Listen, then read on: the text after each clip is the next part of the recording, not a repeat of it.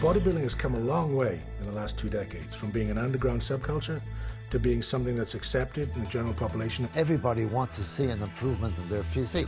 We took on bodybuilding to perform better in our sport. But we became muscular, and we were so proud that we decided to forget about the wrestling and the boxing. We're going to take up bodybuilding. The sport of bodybuilding was different than any other sport. Some sports have an on and off season. But when you're training to be a bodybuilder, you're always on. I think that as an athlete in sports, you get from what you put in. And changing the human body is not something you do overnight. And it doesn't come in a pill or a potion. You know, if you're not disciplined, then you're not going to have success, period.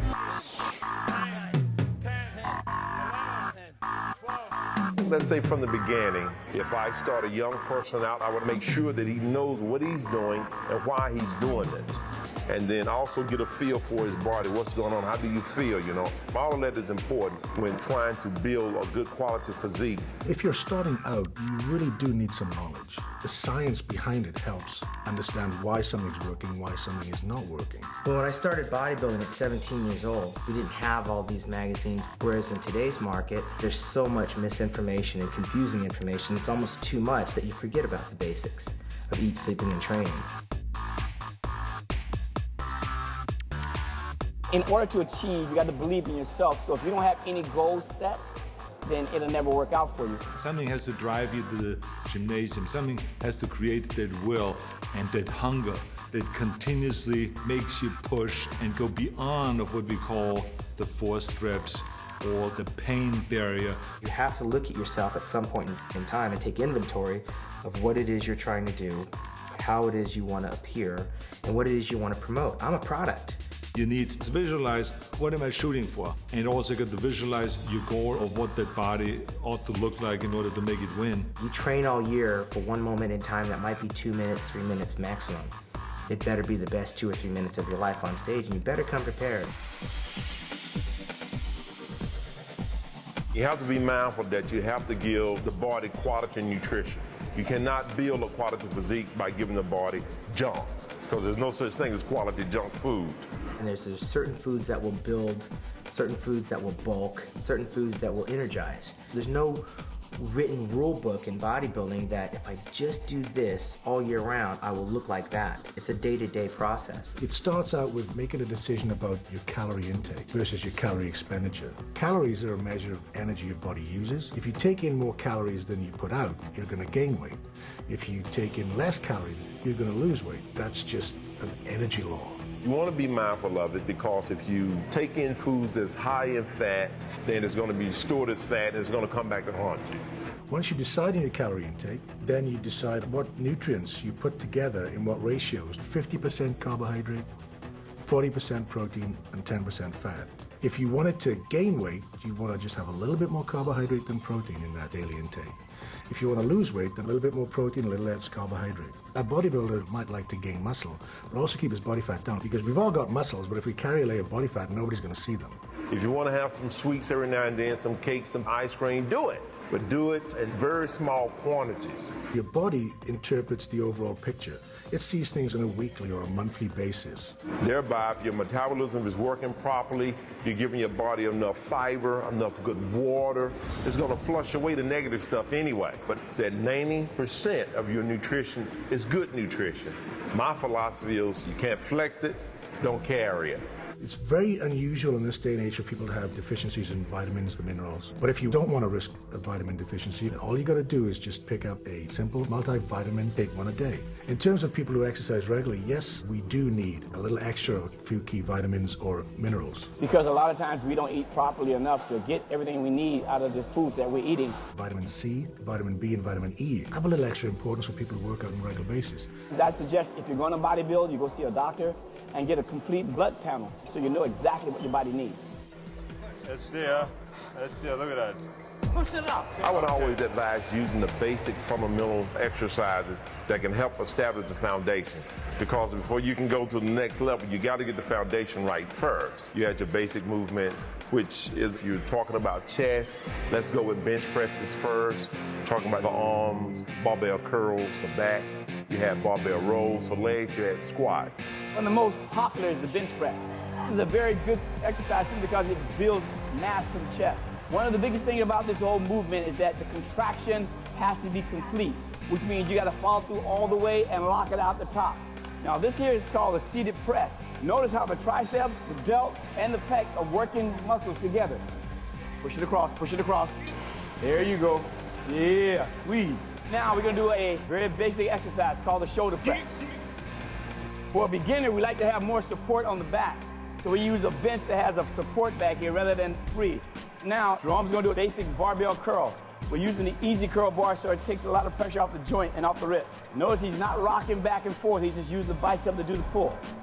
The most successful bodybuilding regimes is a split training regime so that each muscle group is worked maybe once every 5 to 7 days. You train connecting muscles.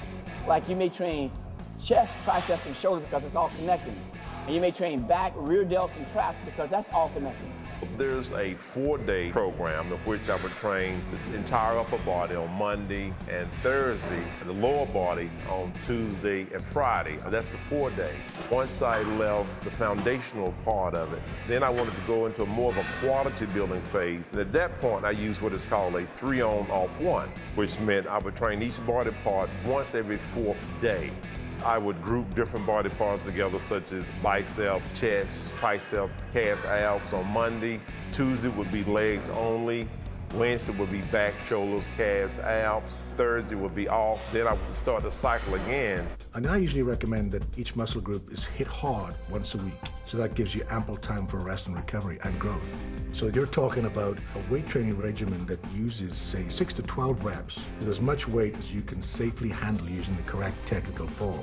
So you increase your activity level and your intensity level as you get further along in your training. Muhammad Ali many times said that he starts counting his reps and his sit-ups after he feels pain. So the first 300 reps or 100 reps or whatever he has done, he didn't count at all. Then when he almost couldn't do anymore, that's when he started counting the reps. The principle I advise is train to stimulate, not annihilate.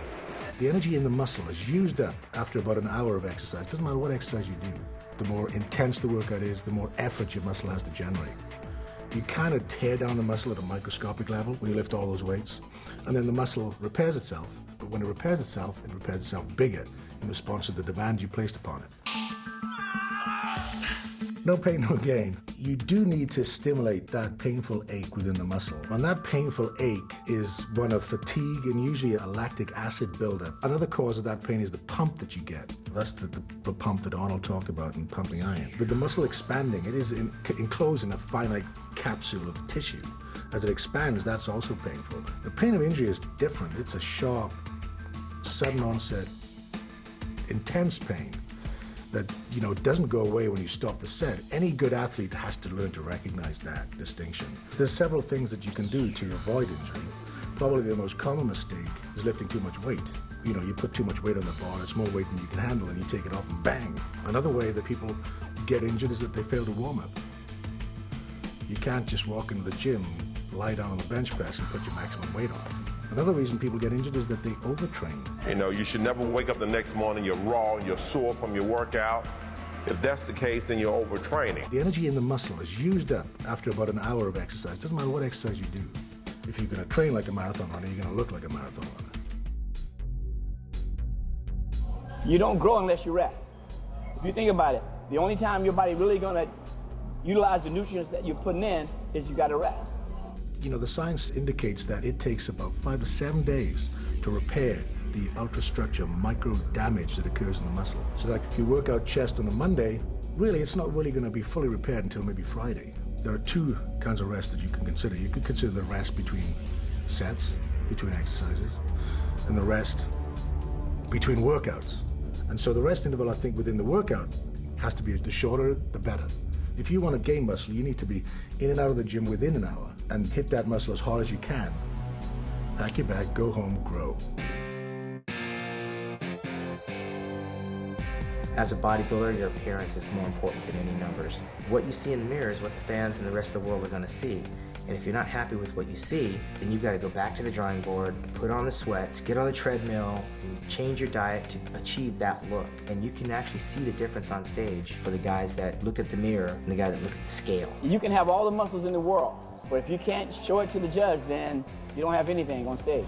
So many of the bodies look very much alike, so it's a matter of opinion with judges. So the question really is what puts you over the top? You've got to have a nice, rich, dark tan. They have tanning agents.